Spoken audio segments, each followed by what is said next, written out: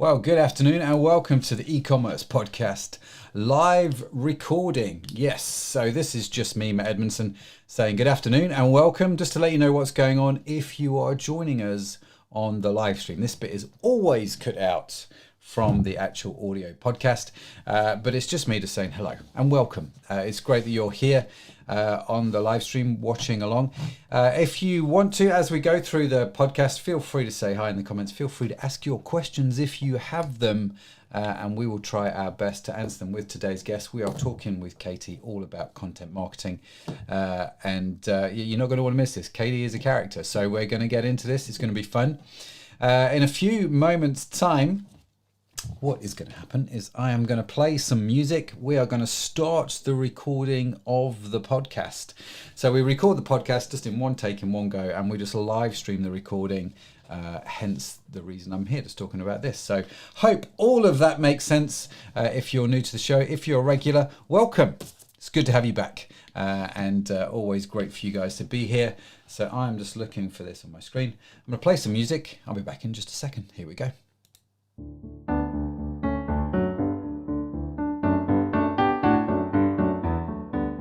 Welcome to the e-commerce podcast with Matt Edmondson, a show that brings you regular interviews, tips, and tools for building your business online.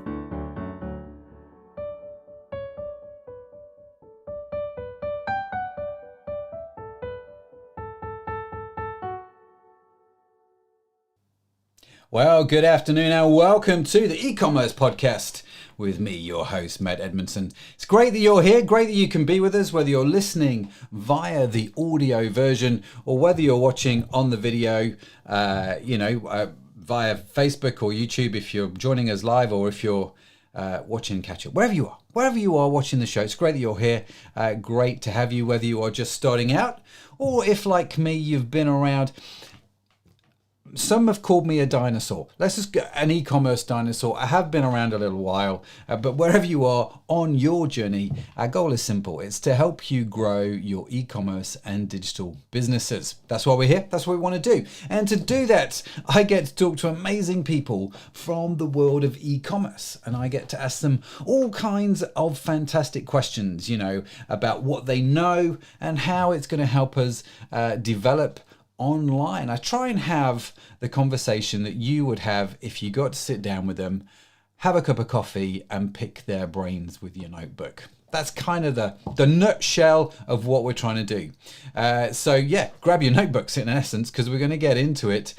Before we do though, I must say, if you are regular to the show and you haven't done so yet, please like and subscribe. If you do the video, the Facebook thing, or if you do the audio thing, give us a review, share it out. It'd be great if you did. We would certainly appreciate it. Now, on this week's podcast, which is why we're here, let's get into it. We are going to look at the principles of content strategy and why it is so important for your e-commerce business. Content strategy is a critical part of any successful business. It might not seem like a big deal at first, but when you're trying to grow, and when you're trying to grow your business and make more money, content management can be one of the most challenging tasks on your list, especially if you don't have a plan or a system in place. So that's what we're going to get into this week. And we've got a great guest this week to share their expertise in this whole area. Katie Wight is with us, and she is going to talk all about the importance of having, and I love this, a kick-ass content strategy and why it's so crucial in e-commerce. Katie is in Vermont. She started KW Content in 2017, which is a global content and social media marketing agency that develops and launches content and social media programs for purpose-driven brands. And if that's not enough, Katie also now runs Strong Brand Social, and we're going to dig into all of that and what that is. So without further ado, shall we bring the beautiful Katie onto the screen? Here we go, Katie. Hey, good afternoon. How are you doing? I'm so good. So happy to be here, Matt. Oh, awesome. You're happy and I'm happy. That makes for a winning formula, I think. Here we go. Buckle up. Buckle up. What's that movie? Buckle Up Dorothy. Or yeah. Anyway, let's not go there. So you're in Vermont, right? You're on the other side of the Atlantic. Yep. And are you a local girl from there? Yes, local enough. I'm gonna claim it. Claim it as my own. Not managed to escape yet. Yeah, I love it here. I grew up in New Jersey, which is just a little bit south of here, but I've been here for 15 years now. The Green Mountain State, just south of Canada. Sometimes people mistake us for Canadians, but we're not so lucky. I like that we're not so lucky. That's brilliant. Well, it's great that you're here, and we're going to get into this whole content strategy thing. How did you? I mean, I like to ask the guests. Let's start off at the beginning. How did you start your journey in content strategy and content marketing? What kind of led you to where you are now? Sure. Yeah. So, I started my career at Burton Snowboards, which I always say means nothing to people if they're not winter people. But if you are a skier or snowboarder, you're probably familiar with Burton. It's the world's biggest snowboarding company. And so I started there on the ground floor, got to work with the late Jake Burton Carpenter, and he was the CEO at the time, founder. And then I just kind of wiggled my way into marketing. But when I first got there, I was just a copywriter. And my first stint in social media marketing really came because our social media manager left and I was the youngest person in the department. And they were like, Katie will do it. So this was 11 years ago. So that was your qualification. You were the youngest person in the department. I think so. I mean, it wasn't official or on the record, but looking back, I feel like that's what happened.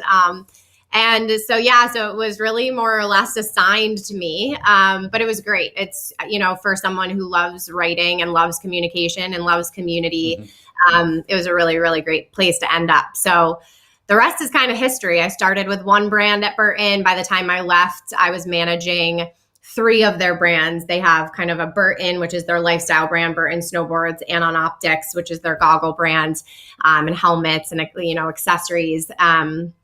So managing all of those across Instagram, Facebook, Twitter at the time. We had some Pinterest accounts and a couple of blogs. And so that was a really great crash course in all things content and social media.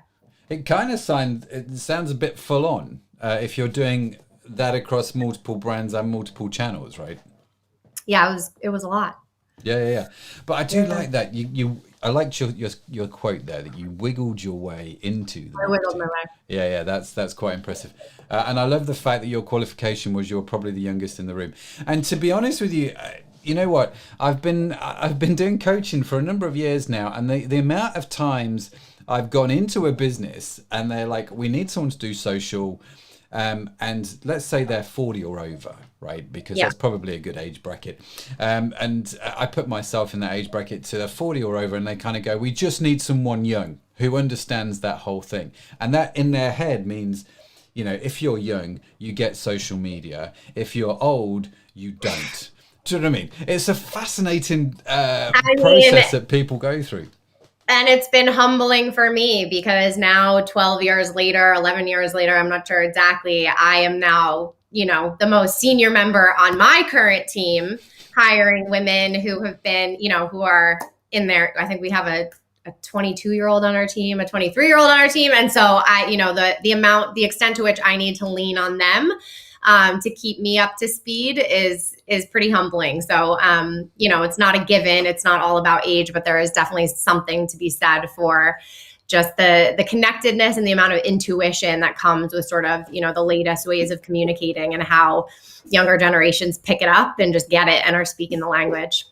They do. And for me, the thing which has always astounded me when I think about, say, my own kids, I have a child, my eldest has just gone to university, he's in his second year at university. He has not known a life without really Facebook being around. Whereas I was clearing out my attic at my mum's house the other day with my eldest son, and he found a bag, like this bag, big massive bag full of letters that were addressed to me from people kind of over the years. And I'm like, well, that's what I did. I can tell you how to write a letter. Do you know what I mean? And it's just like, It was fascinating. They like, I don't need to know how to do that. Yeah, it was brilliant. And they just sat there reading these letters going, this is just very, very unusual. You know, it's more than 140 characters or whatever it is. And so, yeah, I think it's fascinating, isn't it? The age difference is all, for me, is all about what they've grown up with and what people have got used to. I don't know if you found that. Yeah, I mean, 100%. You know, for me, it's like as we're growing and extending into areas like TikTok, you know, I'm all set on Instagram and I understand what we need to do on TikTok. But when it comes to actually using the platform and the intuition around it all, it's just, you know, and now the rate at which, you know, what we grow up with changes. It's just accelerating. But it's all good. It's super interesting. And I think, you know, something you just said about more than 140 characters. What's so interesting is, as a copywriter, I always think about, you know, that phrase or that saying, like, if I had time, I would have made it shorter if I had more time. Like, it's actually so much more challenging to communicate in a meaningful way the shorter that we come. So I think, you know, it's interesting to watch certain people have a reaction. I mean, social media is a mixed bag. It's a very complicated topic for so many different reasons. But in particular, thinking about just how one of the things that's so interesting about it is that great social media looks really simple. It looks like something that you just took 5 seconds to create and publish. But actually what goes into communicating a complicated thought or topic or subject in that succinct of a manner is a pretty, you know, incredible skill. Yeah. It's all fascinating. I like that. Great social media looks really simple. I've written. If you're following along, you're not writing notes. There's something wrong with you. I've got my pages going already, so I'm good. I've written that down. Great social media looks really simple. And so I know that you started KW Content in 2017, and I know that you work with the snowboard company, which I'm extremely jealous of. I'm not going to lie, right? I mean, that just sounds like the most brilliant job. What do you want to do? I want to go work for a snowboard company. All right, let's do that. So let's hone it in. Let's crack on with this topic of social media. What is social media content that we're talking about, content marketing? So what is your definition of content marketing, and why is it important for an e-commerce business? Let's start with that. Yeah, I mean, I think the topic of content marketing is really vast. And I do think it's worth taking a minute to clarify really my area of expertise. So content marketing traditionally is more long form content and how our website is ranking and SEO within search engines. But, you know, for us inside of our agency, and what we're really focused on is the content strategy within the realm of social media and how we're bringing people into our brands and nurturing them there. There's absolutely an overlap and an intersection between what your content strategy for social media should look like and what your content strategy for your website and SEO and all of that should look like. So, I mean, when we think about it, it's the lifeblood. It's everything from your brand awareness, your brand growth, your brand equity, the intangibles around it, to, you know, customer acquisition. You know, that's really where the intersection between certain types of content on social media and our SEO strategy lives. And then, you know, the thing that I don't hear enough people talking about that we're really focused on is community building and loyalty. Social media, organic social media is an incredible place to nurture our relationships, to build community with our customers and ensure that, you know, we're not thinking about customers in a one-time fashion. We are thinking about lifelong relationships with them and inviting them to help shape, you know, the trajectory of our brand and our product development. So let me just clarify that, because that sounds like a really important point you've just made, so I don't want to miss it. Organic social media is a great tool for building lifelong relationships or community with our customers. And that seems to be something that we need to hold in our heads as we're thinking about content strategies for our social media, certainly our organic social media. What do you mean by well, let's simplify it a lot. What do you mean by organic social media? Yeah, so organic. So all brands have 3 types of content. We have owned, earned, and paid. And within owned, right, we have our organic content that we're publishing on our website. Organic content on social media is just anything that we're publishing before we put dollars behind it. So, you know, we do a lot of work. You sort of a lot of people think of social media in two silos. It's like our social advertising funnels and that those like paid campaigns that are always on, and then our organic, which is just what we're publishing on a day-to-day or a weekly basis. I like to think about kind of bringing those two things together and integrating them a little bit more. But so for us, organic is really just what's happening on our feeds, and the response we're getting to just the content that we publish to nurture our community versus sell through. Yeah. Okay. And so when we talk then about community, can we do a deep dive here a little minute? Because I'm really curious about what you said. When we're talking then about community, we're talking about people who are interested at the brand we represent, right? So we're talking about our customers. We're talking about potential customers, right? That come along and maybe want to check us out on social media before we buy anything. So why is it important then that we use organic search to nurture relationships with these guys? So, I mean, the most important reason that I can think of is profitability. So that'll work. That'll preach. The most practical reason. Customers, when they buy from us a second time, most of the time spend more money with us.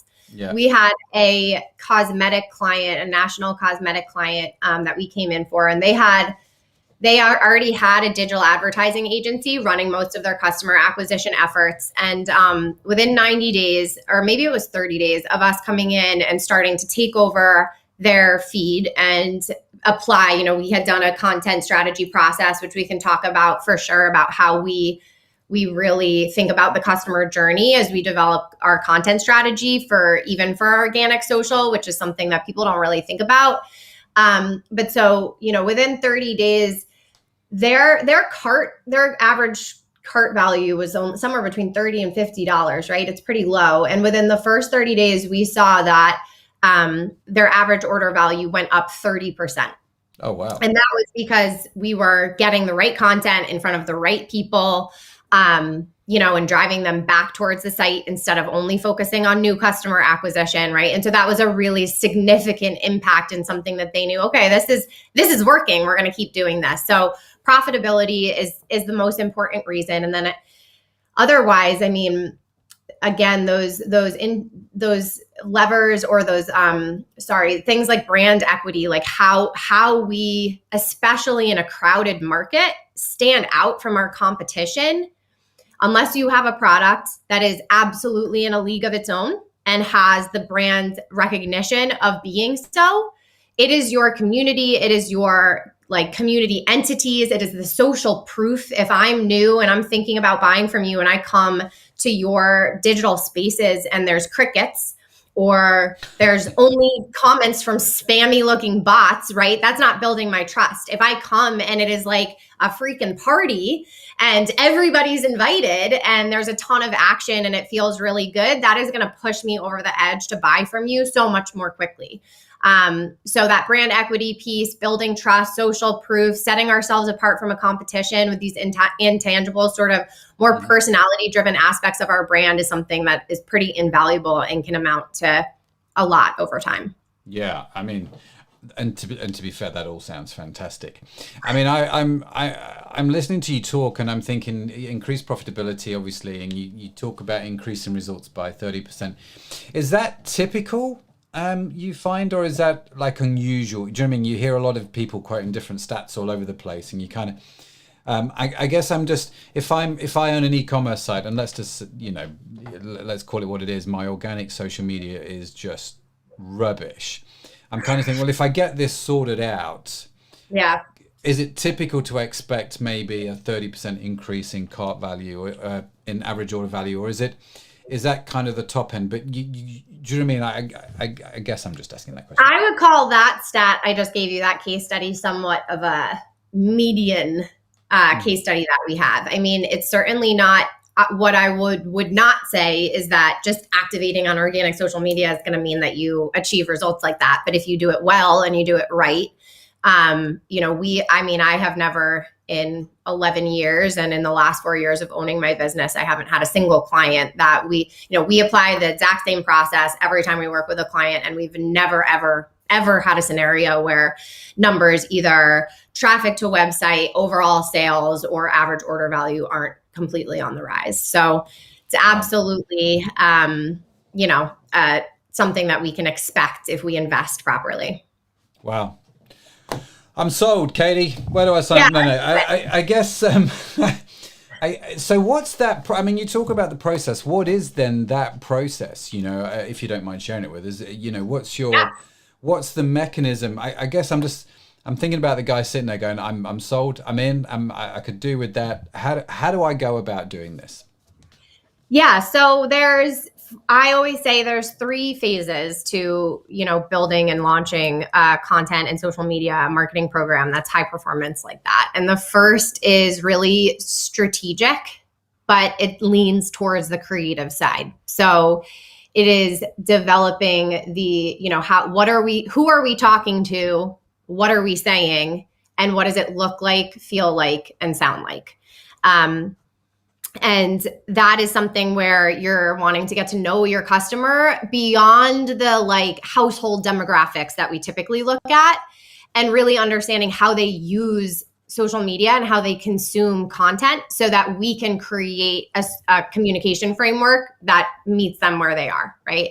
And so a lot of the magic happens in there, and we should come back to that part. We should talk about how we construct that framework. Because I've got questions down already. So the second phase, though, just to kind of jump ahead, the second phase is tactical. This is where you're saying, how do we get the right message in the right place at the right time? So what platform should we be on? How frequently should we post? Are we doing reels? Do we have a little bit of a budget to kind of, bypass the stupid algorithm and make sure that our message gets out there and that kind of stuff? So, but what I see in our field is that that's where everybody starts. And that's why so many things fall flat, because just posting every single day is not the answer. The answer is wrapping tactics around a communication strategy that's really going to resonate with your people. Yeah. And then the third phase is obviously just pushing it to market and letting your community give you feedback and tweaking and optimizing and forever and perpetuity. But, that first phase, we always find that, as much as it is a well-researched and educated hypothesis, it usually is a really strong start because of the, how much information we have available to us on these platforms about our customers and how they consume content. So we can really learn a lot before we push a program to market. And can you learn a lot if you, I guess if I've got, say, 10,000 followers on Instagram, I can learn a lot about those 10,000 followers. But if I'm just starting out and I've got 10 followers on Instagram, can I still learn that same information, or am I stymied a little bit? Yeah, so there's definitely a difference there for sure. That's a hurdle. One of the things that is different about what we do and what we teach is that if that is the case, then I'm going to recommend that you, instead of posting every single day to 10 followers, hit or miss with hashtags. And I do want to caveat this by saying that strategies can look a little bit different depending on your industry. So for example, we have most of the market right now is saying reels or bust, right? As long if you can grow organically, viral if you're on reels. That's not true for every industry. It's just not. It could be really true for food and beverage or for coaches, right? But there are other products that's just not true. So what I'm about to say is for the folks who are not going viral with reels right now. So what we recommend is allocate, even if it's $20 to an organic post to promote it. It's kind of like a little micro engagement campaign, and that has a ton of benefits. One of them is that we're bypassing the algorithm. We're bypassing just the followers we have to send it to a targeted audience, to get our message in front of them, to understand and get enough of a sample size, enough impressions on that to understand if it's landing or not. And if we post 10 times in a month and put $20 behind each, right? With $200, we can have a ton of information about the content that we post. Not only that, one of the things you said in your intro or earlier on really resonated with me, which is like, whether you're just starting out or you've been here for a while. And in the life cycle of brands, you know, if you are bootstrapping and you are starting up and you don't have, if you're not like a professional content creator, you probably should, there are probably more important things for you to be doing than creating 30 unique posts every single month. Yeah. So by taking this tack of saying, we're going to reduce the volume, improve the quality, and put a little bit, just a tiny micro budget behind it to get it out there to receive data about it, you also have a longer shelf life on your content, and you can be just so much more strategic and drive better results with it. Love that idea. I love that concept. I guess my immediate question is, what data then am I looking for, right? So I've done my post, I put my $20 behind it. I've sent that out, you know, using whatever. What sort of data am I looking for to do you know what I mean? That gives me the feedback that I need. So I love this question because that's good. this is where people get confused. Because like, for example, I hear this all the time. Katie, every time I talk about my product, it doesn't get any engagement. So I stopped. Like, my sales posts don't get any engagement, so I'm not doing it. It's like, well, but why are you judging the success of a post that's meant to drive sales by engagement, right? That doesn't make any sense. So we're not going to draw the right conclusion. So for us, the way we construct content strategies, we have 3 pillars, and 1 pillar is for brand growth, and 1 pillar is for sales, and 1 pillar is for loyalty. And so we measure success, and we look, you know, we establish what we're looking for based on the message first. So if we're evaluating a pillar 1 post, we're evaluating things like reach, how far did it get? Were people tagging and sharing it, right? We're looking for engagements like likes, comments, and shares, because that's, you know, that's what we want for brand growth. If we're looking at, you know, a pillar 2 post, which is meant to drive sales or at least consideration, we're looking for link clicks, we're looking for sales, or an engagement that means more on this level would be saves, because maybe they're not ready to buy right now, but we know they're in a consideration phase. And then pillar 3 kind of depends on the message. That's where we're looking for community building. So total engagements, total interactions there is really a valuable number. I'm not, you know, whether or not people are commenting or liking, it depends on the nature of the post.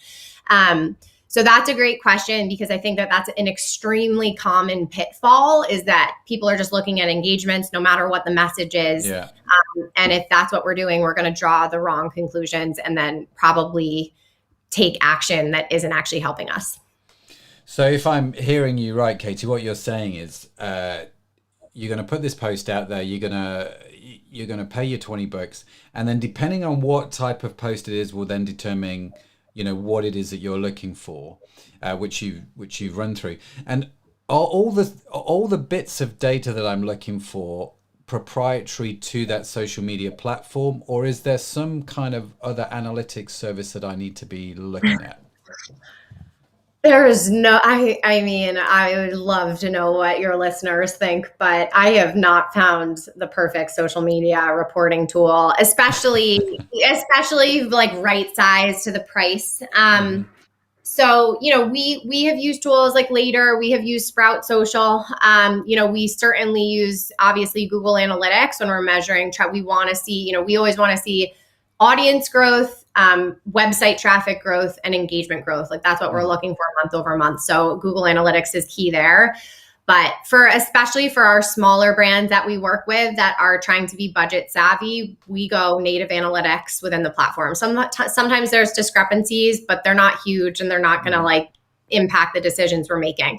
Bigger companies certainly have, you know, I feel like Curly or other, you know, more full suite, full solution products probably provide better analytics, or just like easier reporting, less manual. But, you know, we're in the business of helping now smaller brands. So that's kind of where we're at. That's really interesting. So in this sort of phase when you talked about the strategic, what sounds to me like it's basically research. This is where we're doing a lot of research, and we're gonna understand what did you say? We're going to understand who we're talking to, what we're saying, and how we're going to say it. What sort of cues are you looking for in that then? You know, you're boosting your posts if you're starting out. If you're an established brand, you've obviously got a lot of data there. But what sort of cues are you looking for? Yeah, so you mean cues to figure out kind of what we're going to go to market with and what the strategy is going to look like. So I like to say that your content strategy is conceived at the intersection of your target persona mindset, your unique value proposition, and your competitive white space. So, you know, depending on what industry you're in, it could look really different. So the first thing we want to do is understand our target market through the lens of social media.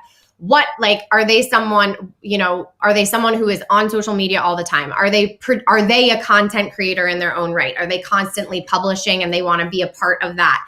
Are they a more passive scroller? Are they a mom who literally scrolls through Instagram for 5 minutes at the end of the day when everybody's gone to bed just to decompress and never shares anything? Or are they kind of like that, but maybe sometimes they just reshare content that resonates with them? We want to understand what they're looking for out of this platform so that the way we show up nurtures that and meets them there and immediately resonates with them. And then, of course, our unique value proposition is really important for us to understand, and the benefits of our product in that pillar 2 sort of sales spot. We want to make sure that we are communicating about our product in a way that is benefit driven, but also socially savvy, so that it's native and it fits in and it isn't interruptive or disruptive in a bad way. And then in terms of the competitive white space, this is really where things get interesting. If you take an industry like the beauty industry where you don't think there's any white space, right? We want to start looking at, okay, target persona. Do we have a unique white space with who we are trying to talk to?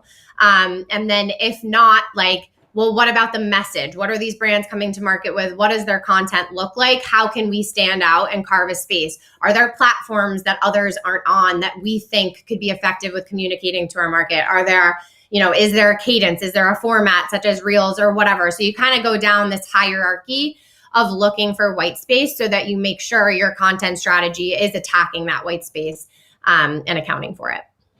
So you're going after the white space. You're not going after the general space. The more I'm listening to you talk, the more I'm thinking you have, and I appreciate this is advice everybody gives, but actually this is what you're doing, isn't it? You're taking a broad audience and you're doing this and you're making it smaller and smaller and smaller, and you're attacking's the wrong word, but do you know what I mean? You're looking for these white spaces. You're looking for these real niche areas. It sounds to me that that's very deliberate and intentional.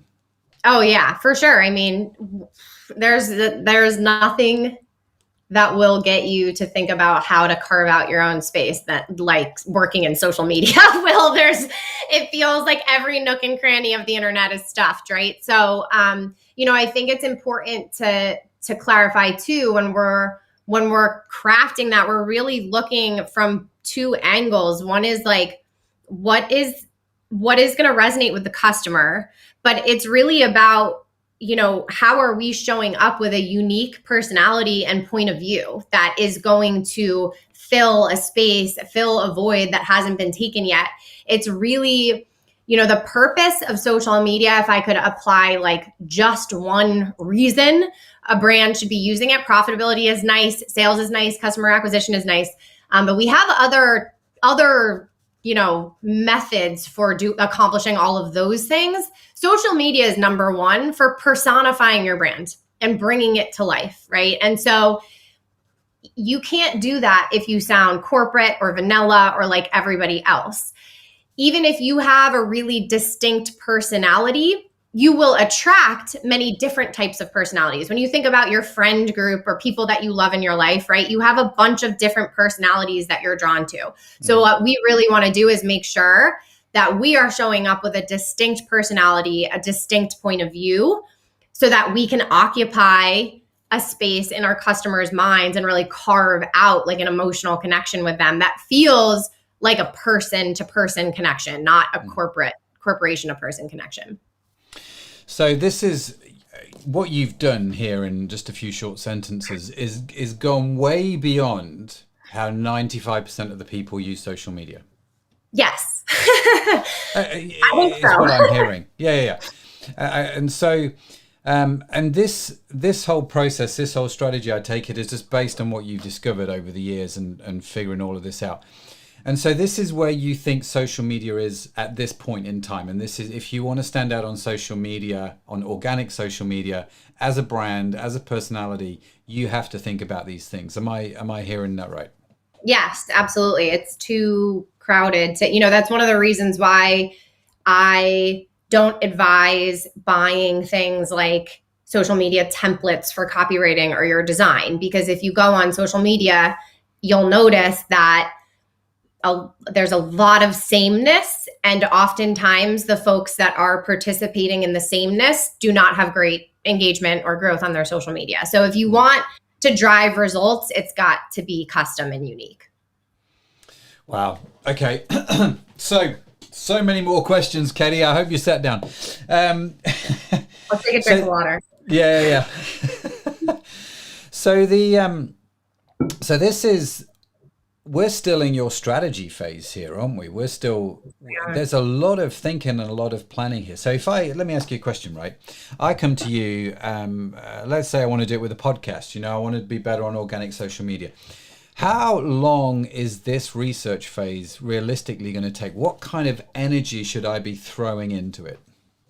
Yeah, that's a great question. It kind of depends on who's doing the work. So, it's been an interesting dynamic for us, because when I first started, I was like, I want to be a consultant and I'm going to consult brands to do this for themselves, because so much of what we do as an agency is you have to onboard us to all of your institutional knowledge of your target persona, right? So if you have an external partner doing it, it's going to take a lot longer. If you, as a founder or a marketing executive, have been living and breathing a brand and its customers for the last few years, it's not going to take you as long, because if you're asking the right questions, you're going to have the answers to them. But in terms of what I have seen with our students and our agency, we recently at our agency, we used to have sort of like a month or a 6-week research phase. We have been shrinking that down because people don't want to wait that long. And when we're working with our students, they can do the research phase in a week or so. Yeah, that's really interesting. And that just rolls off the tongue, a week or so. I'm thinking, goodness me, a week, that's a long time. Because I'm thinking that's 40 hours, right? And it's... yeah. And I was thinking a week, but you have a bunch of other stuff you're probably doing. So not a full 40 hours, I don't think. But, it's kind of any research or, project that involves communication, I think, is so important to have your research phase and then your editing phase and your analysis. So it's more important, I think, to have maybe you spend 3 hours on it on day one, doing a bunch of just digging through and understanding the competitive landscape. The next day, you're spending a couple hours just getting into the mindset of your customer, doing some sleuthing, some light stalking, that kind of thing. Some light stalking. Some light social media stalking. And then, days 3, 4, 5, you're really trying to synthesize that information, look for holes and that kind of stuff. So maybe you're just doing some lighter sessions there. So maybe not a full 40 hours. Yeah. To be honest with you, Katie, if from my own experience, when people talk about an e-commerce business, right, and it mirrors almost perfectly what you've been talking about. Someone comes to you and says, I want to set up an e-commerce business. And the way 90% of people do it is they'll go to somewhere like AliExpress or some site like that, and they'll get a product which is cheap, and they'll think, oh, I can sell that for 10 times the amount I'm going to pay for it. I can drop ship it from China, and away we go. They copy the photos, they copy the product description, and their website looks like every other website that's out there. And lo and behold, they don't make any money. And I'm a big fan, a big proponent of right at the start, before you've done anything to do with a website, you spend a chunk of time in research, right? Yeah. And there's thinking that goes behind all of that. So it's exactly the same here with social media. I guess what I've found is, I appreciate this sounds like a really obvious statement as I think about it, the more time I put into that research, the more effective it is in the long run. You know, there's this sort of real trade-off, isn't there? The sharpening of the saw, as Stephen Covey calls it. It's like the more you can do that there, the better the result is going to be. But there's always that pain point, isn't there? It's like, I don't want to do research. I just want to crack on and get doing something. Yeah. It's not exciting. It's not sexy. It's the opposite of diminishing returns. It's increasing returns. The more you're willing to like get your hands dirty. And, you know, I've worked with several hundred independent brand owners on this, and they all, it's like, when we're in this phase, they're just like, I don't feel like things are coming. I feel more confused. And I'm like, that's good. You know, you're supposed to be in the mud with it and sit with it, because that's how you kind of, that's how you know you're doing the work. But yeah, I mean, there's just no way around the fact that the internet is so crowded and becoming more and more crowded, and not just every day, every second. And so if you're not willing to do that, you know, you might be barking up the wrong tree. I don't know. Yeah, no, totally. I agree with you. I think it's fascinating because, again, just listening to you talk, my response is if the guy's going, we're more confused, you're like, well, think of how your customer feels. If you can't articulate, you know, and so many people I meet, and I'm going to put myself in this category. Whenever I talk about my business, whenever I talk about my online stuff or whatever it is that I'm doing, and you say to me, do you know who your persona is? I'll go, yes, of course I do. But then if I follow that question up with, well, explain it to me, actually it becomes much more complicated, because I feel like I know it because I just feel like I do, but I can't necessarily define it. And I think part of what you're talking about in this research process is coming up with some very clear definitions, being able to tell somebody else so they get it in the same way that you do. Right. Do you find that this research phase, this phase one, is a one-time process, or are you constantly going around these sort of three phases? Yeah, you know, I think that it's really important at a certain point to then just focus on action. And then you are in a phase where hopefully you've gotten close enough that it's more on the execution side, how you're bridging the gap between what that research told you and the point of view that you've developed from that research. Then there is that point, and then there's execution, and there's a lot of nuance in there. And so hopefully it's that you're reading metrics and more focused on the execution piece. But we certainly, I think that, you know, then the rest of like, do you loop back to this research phase, I think is more of a matter of what's happening in your market and your competitive set, and, you know, innovation within your space that is going to demand how frequently you need to revisit that.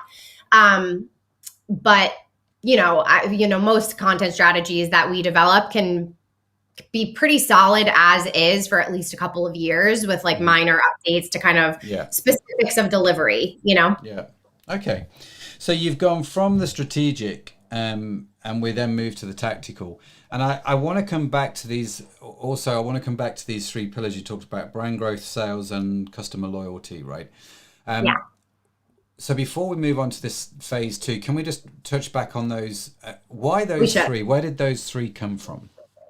So in my field, like I see people, they're like, you need 12 content pillars, something for every month. We have different themes and all of this stuff. At least most people I see have 5 pillars. And for me, it's just like, it doesn't matter if we're talking about social media or any time we communicate with customers, any marketing that we do of any kinds, we have 3 jobs. We have to grow our brand. We have to increase demand and generate demand. We need to close that demand. And then we want to nurture people's average lifetime value to us, right? Like and I think that it's in nobody's best interest to complicate it beyond that. And so, but we love to.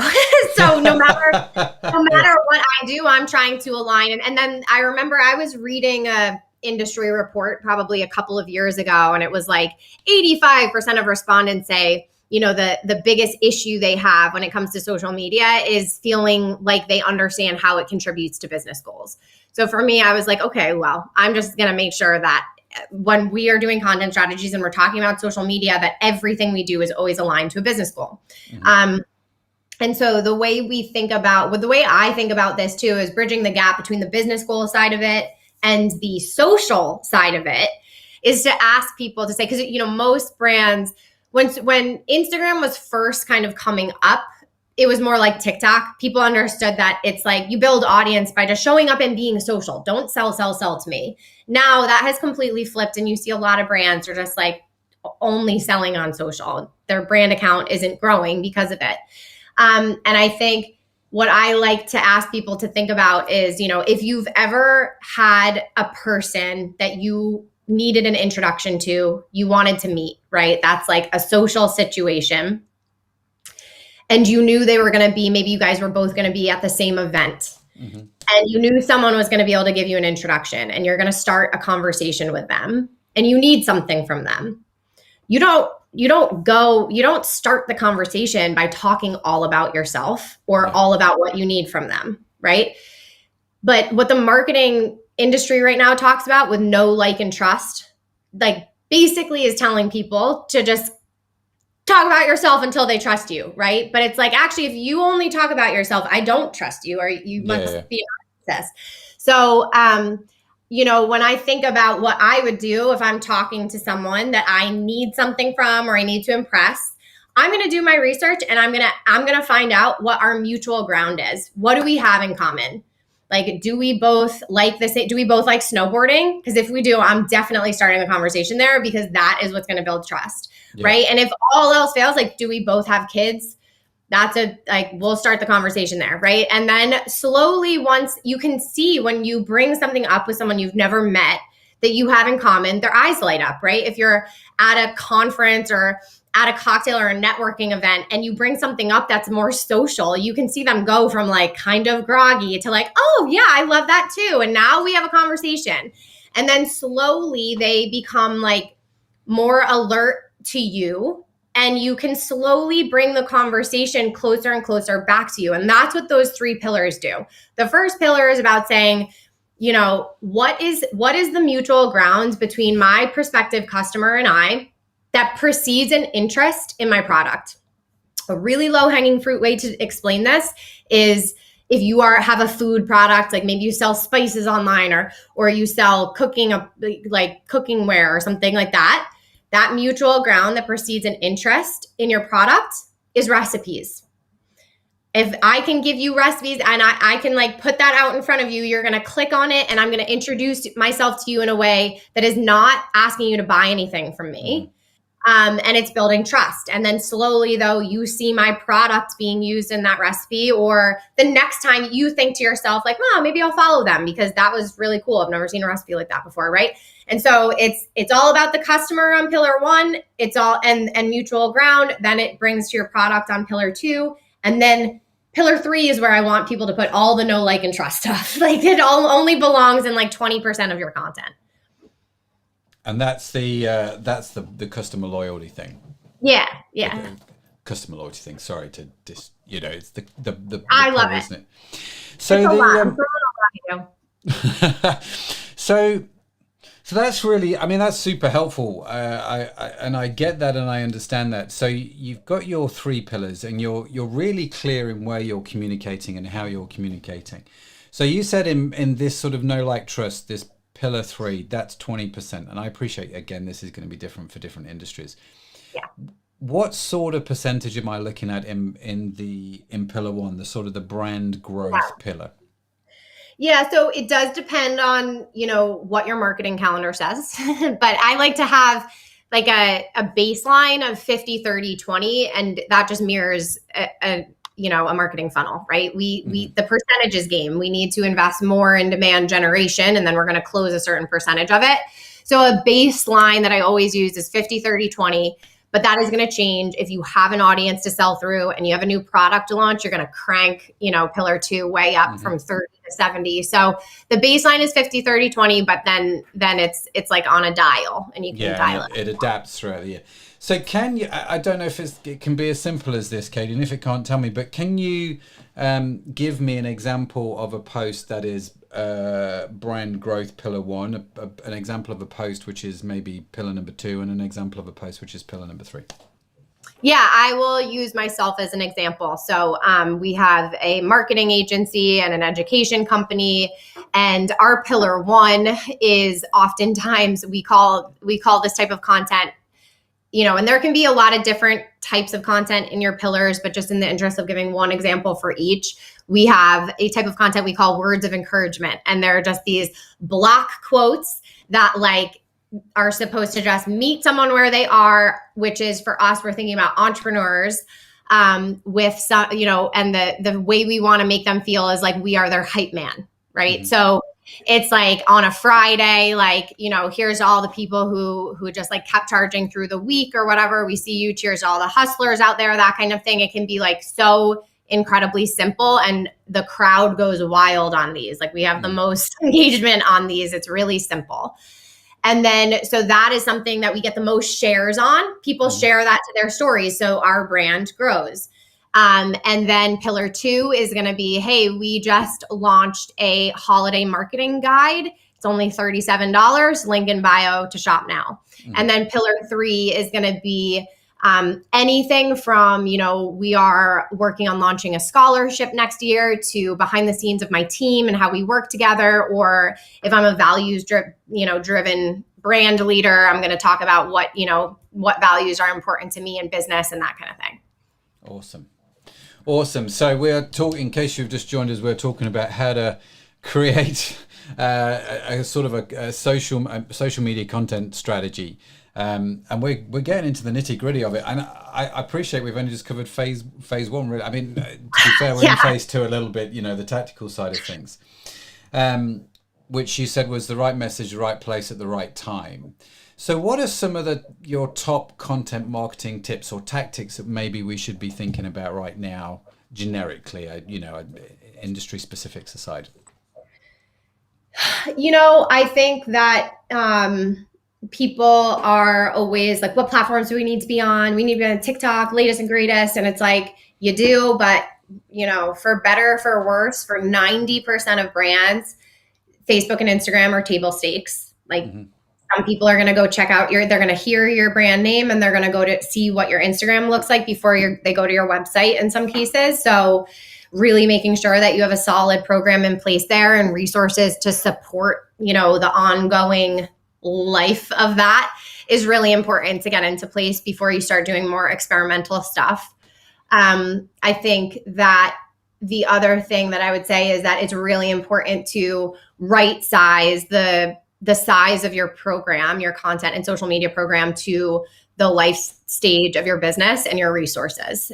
So really wanting to encourage folks who are just starting out to not be spinning their wheels on 30 posts a month, before they have proven product market fit and a strong, lever or mechanism for customer acquisition. So I think those are probably my 2 tried and true pieces of advice. Very good. Very good. So when it comes to things like TikTok, I suppose 2 of the big questions I'm asked a lot at the moment, Katie, TikTok and Reels, right? The 2 big things that everyone's talking about at the moment. And the thing that I don't even know if it's still a thing, the thing which everyone talked about very briefly, it felt like, was YouTube Shorts. Do you know what I mean? That sort of, I don't know if that's gone now, actually. I've not seen it as much. What's your opinion on these things, and should I really be thinking about it? I mean, you've just mentioned, obviously, I need to get Facebook and Instagram sorted before I even do, but let's assume I've got good engagement there. Yeah, I think it depends on your brand personality, your customer, and your resources, right? Because it really doesn't do you any good to be on TikTok, for example, if your customer isn't there, for one, or if you don't have savvy content creator resources, right? Because then it's gonna fall flat. So I think that's my opinion. I think TikTok is an incredible community. If your customer is on it, it is the early days of Instagram right now. You can truly grow. I think right now with Instagram, you're seeing I get on because of my field, and I cannot navigate more than 5 seconds without just being smacked in the face. And it feels like all of my reels are experts telling me how to go viral with reels. And it's like this, I just feel like I'm like in a like whirlwind of Instagram propaganda, just like, and I feel like it's the percentage of people who can go viral or grow fast, truly organically only on Instagram. That percentage is definitely smaller than TikTok. There's more space on TikTok. The algorithm is still, what with Facebook and Instagram right now, I think the latest stat I read was like your average page reach organically is like 5% of your audience. It's really, really small. Yeah.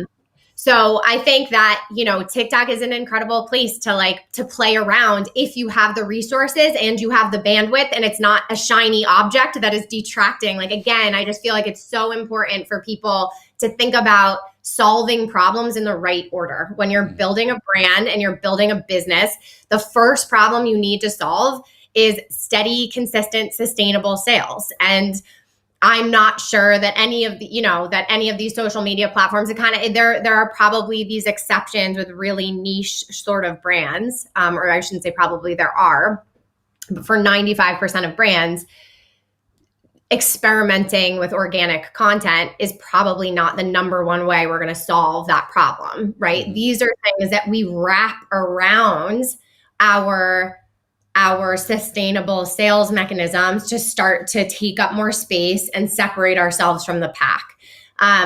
So if we are at that place, I think TikTok is an amazing place to play around. I do think reels are fun. I just think that in some ways they've already become like the Instagram version of that type of format where it is already like, it's just more salesy. And that's what the difference between the two communities is. Like, even though the format of a reel looks similar to the format of a TikTok piece of content, reels, I'm still on Instagram, so I'm still getting advertised to every other post that I see. And so just the whole experience on TikTok is so much more organic. And I think that, it's customers aren't feeling like customers on that platform. They're feeling more like consumers of content. They're there to connect, to think, to see, discover. And so it's a really prime time to slip in there and build trust if you're at that stage and it's the right time for you, if that makes sense. And like you say, if you can actually create the content. If you can actually do it well. Yeah. That for me is a critical thing. Can you actually do it? Can you smack your head against a desk and put a hoodie on at the same time to a beat of a music? I don't know if you can or can't, but anyway. So what about Pinterest? Have you got much experience with Pinterest marketing? Because this is probably the most, for me, the most under talked about platform socially that I come across. Everyone's talking Pinterest, not Pinterest, Instagram, Facebook. Everyone's now talking about TikTok. What about Pinterest? Yeah, I think Pinterest, the user base is significantly smaller than Instagram and Facebook. I don't have the numbers right off the top of my head. But it is certainly, I have seen many case studies of incredible success using Pinterest.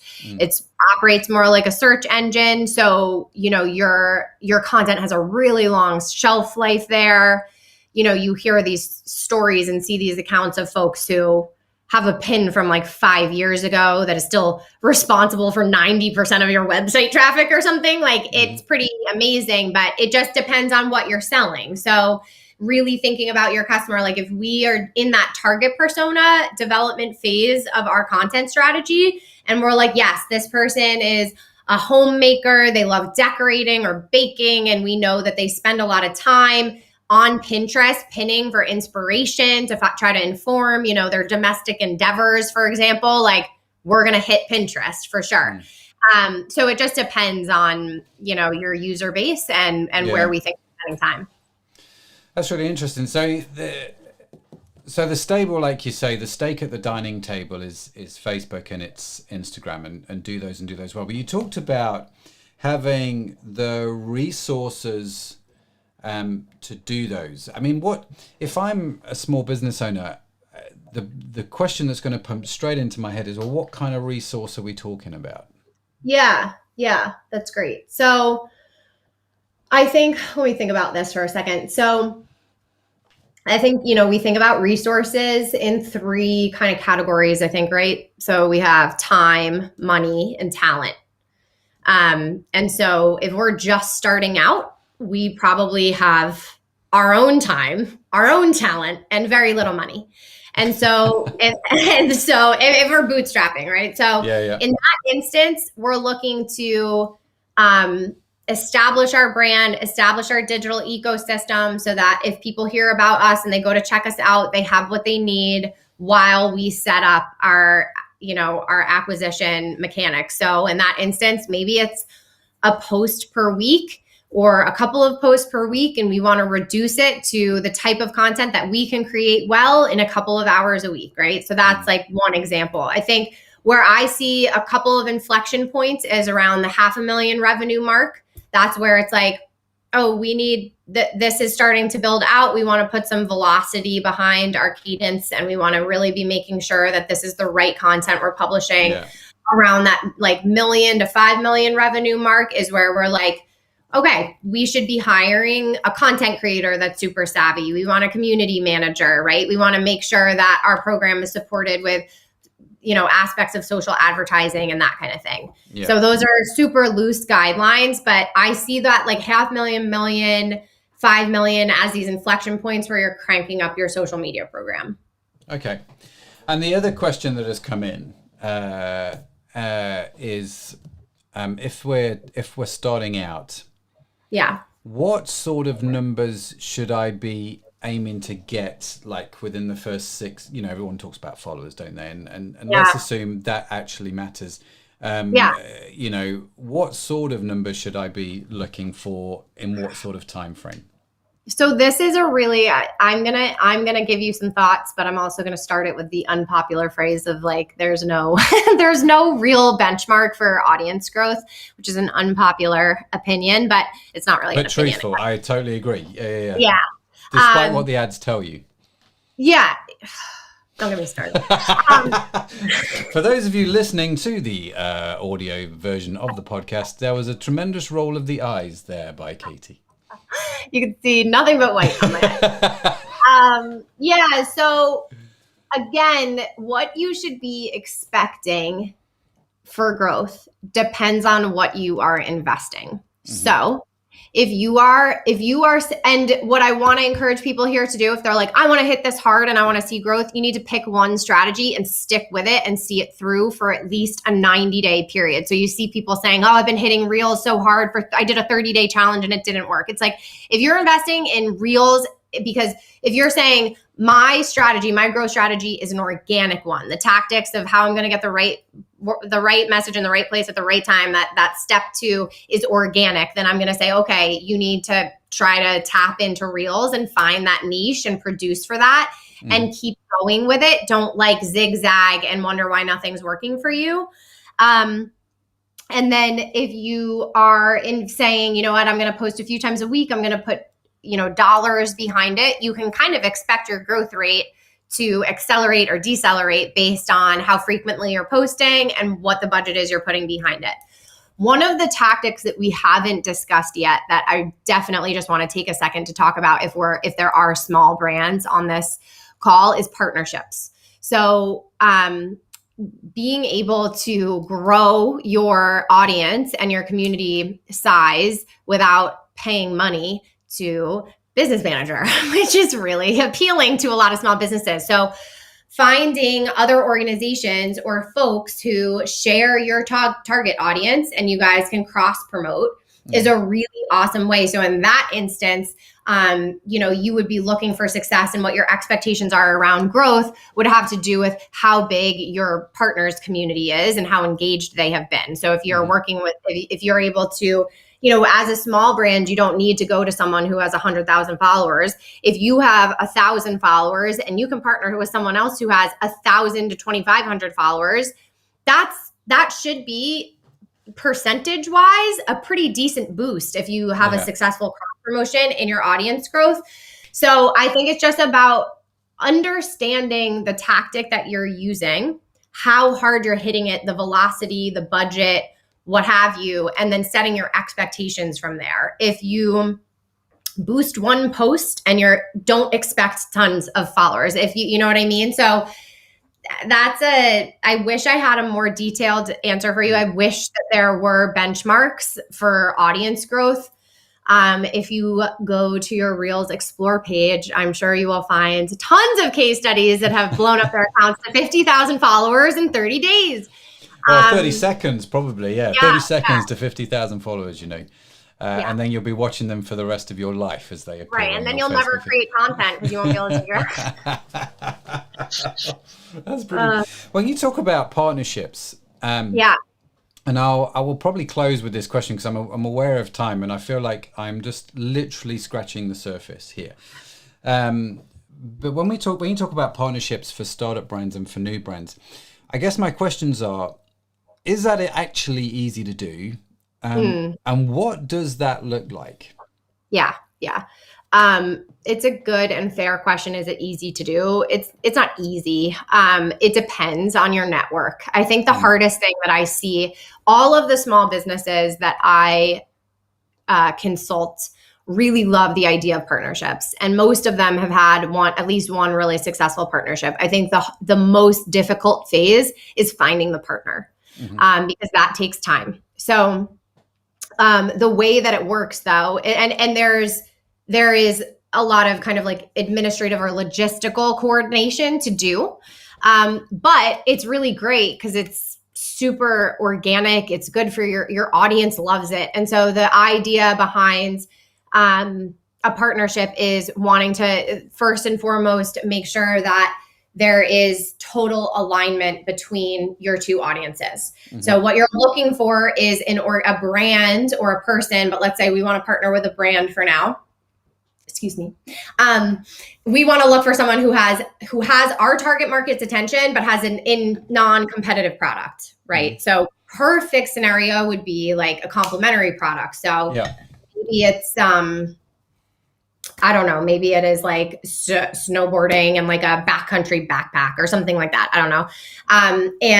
Or maybe it is, we've done, for example, like if you have a certain food category product and something that would be often paired with that, so you're looking for something that makes sense together and you share the target market. It's adjacent, but not competitive. And then, I mean, the most low hanging fruit that we see all of the time is the type of like contest, like, hey, enter to win. And you just decide beforehand, are we looking for social media growth? Are we looking for email acquisition? Email acquisition is a tougher ask. If you want to drive really strong email acquisition off of a partnership, you need a pretty great prize because you're asking people to do more than just follow and like. So I will set the objective, like the objective of the campaign, follower growth versus emails, for example, needs to be aligned with the size of the incentive in order to make sure that you're going to drive that participation that you want. And then the number one thing that everybody forgets, like 99% of times you see people, they partner, they have this great campaign, the crowd goes wild, super engaging, and then they don't talk about each other again. Or they don't welcome the new. So we have to remember, if we do something for Instagram acquisition, follower acquisition, or email acquisition, like the day after the contest closes, don't just thank people for participating. Give your newcomers a 10% off code. Like get them down the funnel like you just attracted. So that's the thing that I see everybody stop short on. It's like, oop, we got through it, or we got 100 or 1,000 new followers. We pat ourselves on the back, but if you don't then work to engage them and bring them into the community all the way to like the level of customer, you're going to see attrition after that campaign. So you really want to make sure that you nurture it all the way through. Wow. Again, top advice. And I feel like that's a good place to end the conversation. I'm exhausted with all the different ideas not buzzing through my head.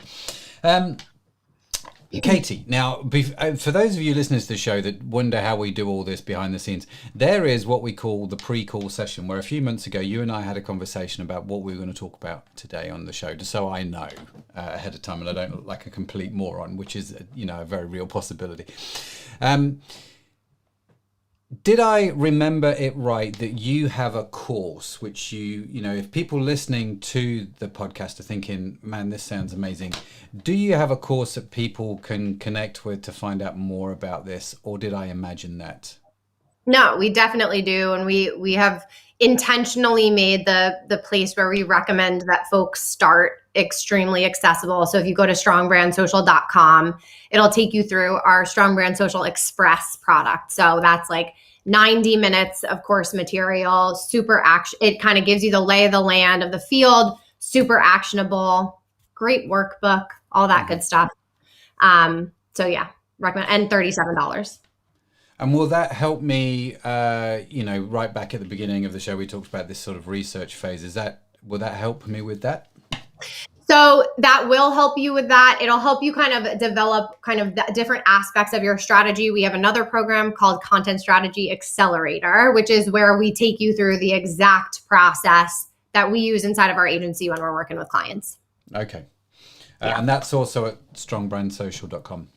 Yeah. Yes. That's we only have these individual sales pages right now because we're building it as we fly. But if you go to strongbrandsocial.com, or if you have any questions for our team and like the best product fit for you, hello@kwcontent.com. We have an amazing team and we will get you all of the information that you need. Well, you've kind of answered my next question, which is how do people connect with you? How do they reach out to you and connect with you? Is that the best way that you've just said? Yeah, we have a Facebook group that's called Strong Brand Social, and that's free. And we have a lot of support in there. It's an incredibly supportive and active community. My Instagram is KW Content, and our email is hello@kwcontent.com. Awesome. We will, of course, put all of Katie's links in the show notes and transcripts. So you can get those on the website as well if you forget what they are. Just head over to the website, ecommercepodcast.net, and they will be there. Katie, listen, I have positively, that's the word I'm looking for, positively enjoyed this conversation. I really appreciate you sharing your insight into all of this. So much learning into an hour's show, so I appreciate that. Genuinely really appreciate it. So we're going to close out the show now. We will, just to let everybody know, we have show notes and transcripts available, like I said, ecommercepodcast.net/72, as this is episode number 72. You can get all of the transcripts and the notes from today's podcast there, like I say, with all Katie's links. So, Katie, do you know what's coming up next week? You don't, do you? Nope. Which is great. I just thought I'd try and ask. That's the hardest question you've asked me all day. Yeah. I thought, what's a question she won't know the answer to? No, we make sure you stay subscribed to obviously everything that's going on, because we do have amazing guests like Katie, and come and connect with what's going on. It'd be great to see you here again next week. Thank you so much, Katie, for being with us. Really do appreciate it. Have a fantastic week. I'm going to play the outro. Don't you go anywhere, because I want to have more of a conversation with you. Cool. Thank you so much to everyone that listened. This was super fun. Yeah, no, great. And like I say, make sure you connect with Katie. But from Katie and myself, have a great week, and we'll see you again next week. Bye for now.